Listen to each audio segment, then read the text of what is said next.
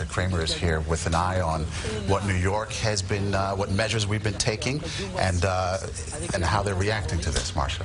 Well, what I can tell you is police, even as we speak, are having a meeting to evaluate the situation and to evaluate the intelligence that they're getting out of Paris. You know, we have a detective based in the area, and so they're getting information as it happens in real time.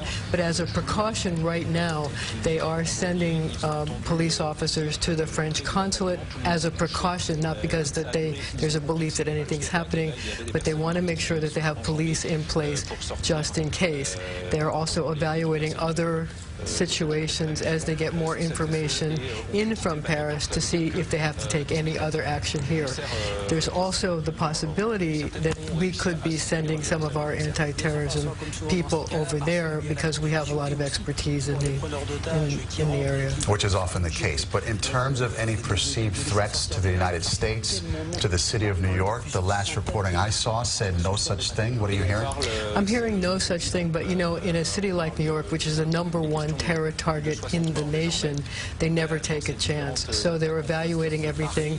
There have been no direct threats, but they also, again, as a precaution, will go to the French consulate and make sure that that's secure. Will they also secure our landmarks more so than they normally are? Will they step up to the next level of security as best you can tell? I think that what I'm hearing is that they're still having a meeting to determine what to take.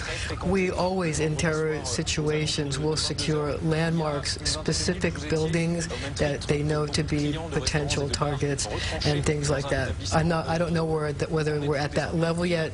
When I just walked out here, police at one police plaza were meeting to determine what to do, but also evaluating the intelligence that they are getting out of Paris from their own people there.